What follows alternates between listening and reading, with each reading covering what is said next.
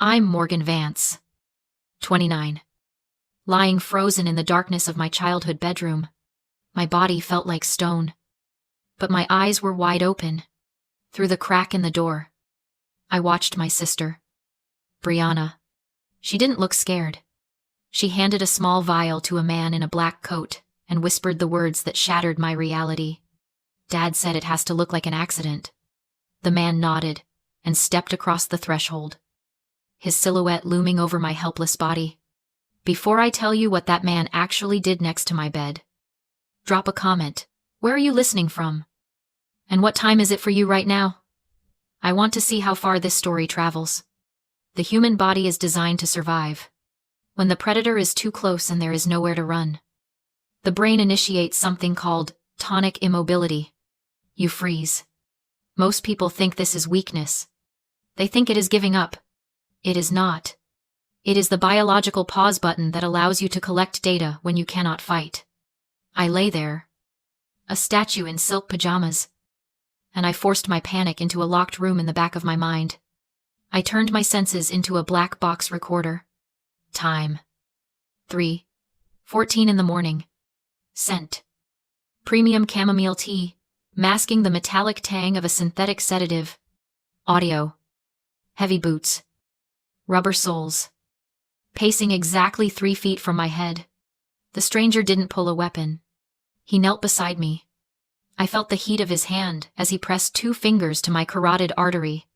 He wasn't strangling me. He was measuring.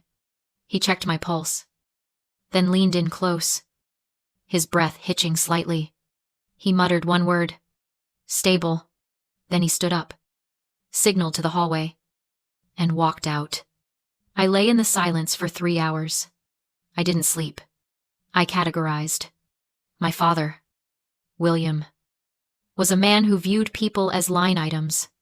If he was authorizing a hit, it meant my value as a living daughter had dropped below my value as a dead one. This wasn't a family tragedy. It was a liquidation event. Sunrise hit the glass walls at 6 o'clock. The paralysis receded like a tide, leaving behind a screaming ache in my muscles. I didn't waste time trying to understand the emotional why. In forensic accounting, you don't ask why the money was stolen until you know where it went. I focused on the mechanical how. I rolled off the mattress, my legs trembling beneath me. I dragged myself across the floor, my eyes scanning for anything out of place. Under the bed frame, I saw it. A mistake. A single white business card dropped in the dark. I picked it up with shaking fingers. Caleb Vance. Independent risk assessment. No phone number. Just a secure website. Hitmen do not carry business cards. Risk assessors do. This was my first variable. The narrative my father had constructed was flawed. I moved to my closet. I didn't pack clothes. I didn't pack sentimental trinkets. I grabbed my waterproof satchel and filled it with the only things that mattered. The 3 encrypted hard drives I kept hidden in a false bottom of my jewelry box. The physical security key to the family trust's mainframe. My emergency burner phone. I stood in the center of the room I had grown up in. The morning light reflected off the snow, making the glass walls blindingly bright.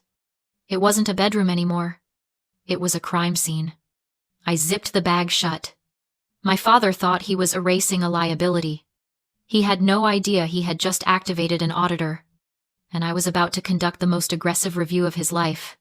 I opened the heavy front door and stepped into the biting cold air. The driveway, usually a pristine ribbon of asphalt, was blocked.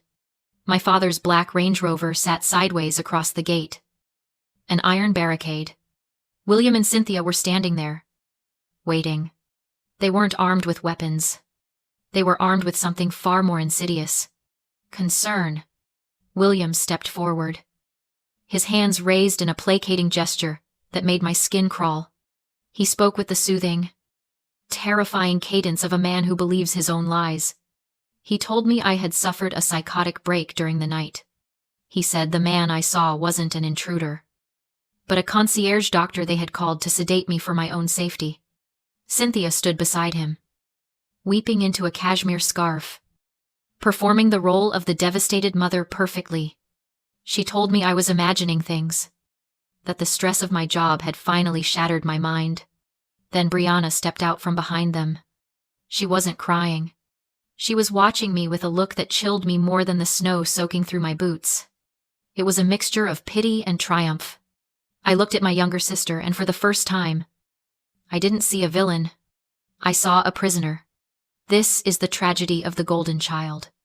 People think they are the lucky ones. They are not. They are the ones who are consumed. Brianna had no identity outside of William's approval. She was a hollow vessel that he filled with his own narcissism. If she defied him, she didn't just lose money, she lost her entire sense of self.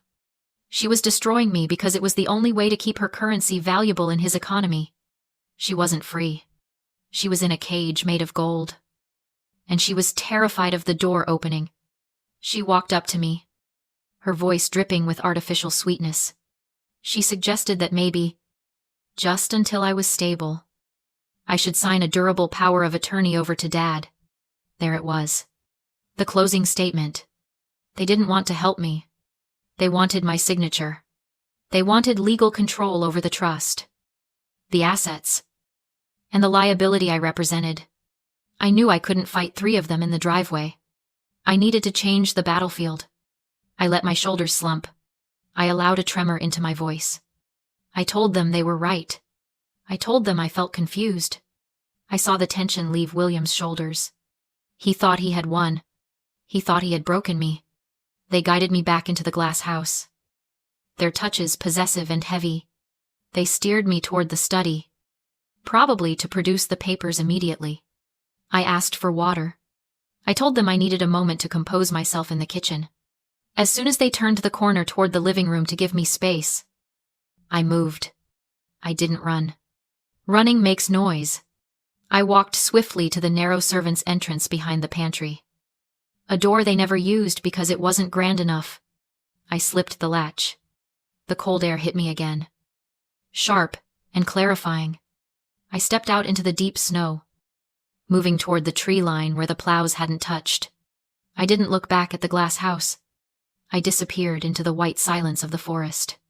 I drove 20 minutes to a secluded rental cabin I kept for focused work sessions. A place my family knew nothing about. My hands were shaking as I unlocked the door. Not from the cold, but from the adrenaline of what I was about to do. I set up my laptop on the small pine table and connected to the satellite internet. It was time to audit my own life. I accessed the family trust's mainframe using the biometric key I'd hidden in my satchel. My parents had forgotten I set up the security protocols 5 years ago. They thought they had locked me out. They were wrong. I was the administrator. I started with the life insurance policies. The search returned one active result, a key person policy, taken out 6 months ago. The face value was $5 million. The beneficiary was William Vance Real Estate Holdings, LLC. I scrolled down to the medical underwriting section.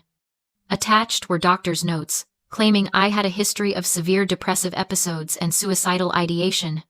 The signature at the bottom was a clumsy forgery of my own.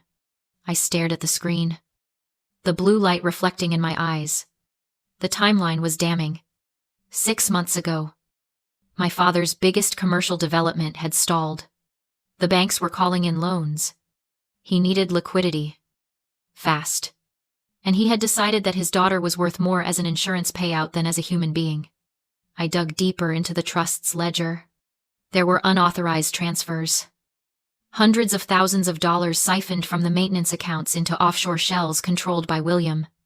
He wasn't just broke, he was criminally liable. He needed that $5 million not just to save the business, but to stay out of federal prison. My death wasn't a tragedy to them. It was a balance sheet correction. I pulled the white business card from my pocket. Caleb Vance. Independent risk assessment. I typed the secure website address into my browser. It wasn't a hitman service. It was a fraud investigation firm contracted by major insurers. My father hadn't hired Caleb. The insurance company had. They had flagged the policy application as suspicious and sent an investigator to verify the risk. I picked up my burner phone and dialed the number listed on the site. It rang twice. Vance. A deep voice answered. It was the voice from my bedroom. This is Morgan, I said, my voice steady. I know who you are, and I know why you were in my room. We need to talk. You're the one who checked my pulse, I said. You told my sister I was stable. You weren't confirming I was dead. You were confirming I was alive. There was a pause on the line, then a heavy sigh. I'm not a hitman. Morgan, I'm a senior fraud investigator for Pacific Assurance. Your father filed an expedited claim application on a $5 million policy. The underwriting algorithm flagged it immediately. High value. Failing business. Sudden medical decline of the insured party. They sent me to verify the asset. The asset, I repeated. That's me. That's you. When I got to the house, your sister mistook me for the cleaner your father had apparently arranged for. She handed me the sedative before I could even introduce myself. I made a choice. I played along. I needed to document the intent to harm. You have it on record. I have audio of Brianna handing me the vial. I have video of your father discussing the timeline. I didn't kill you. Morgan, I sat in your room for 3 hours, making sure your vitals stayed steady while I built a federal case against your family. Why didn't you get me out? I couldn't move you without tipping them off.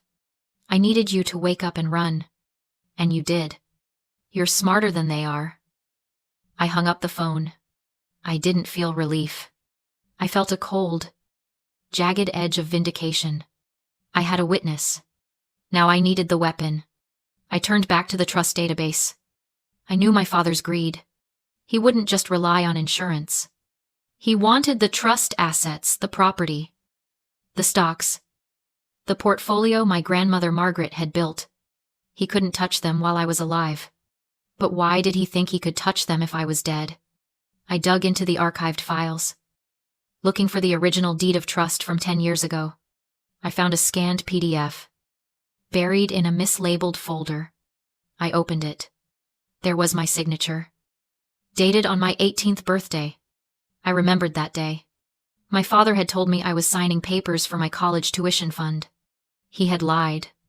I wasn't just a beneficiary. I was the sole trustee. My grandmother had bypassed her son entirely. She knew. Even back then. She knew William was a black hole for money. She had locked the fortune behind the one person she trusted to protect it. Me? I scrolled to the bottom of the document, searching for the succession plan. And then I saw it. The trap my grandmother had set from the grave. Clause 4B, dissolution event. If the trustee dies without a successor, or dies under suspicious circumstances, the trust dissolves instantly. Every asset is liquidated and donated entirely to the Northern Nevada K-9 Rescue League. I laughed. My parents weren't just murderous. They were incompetent.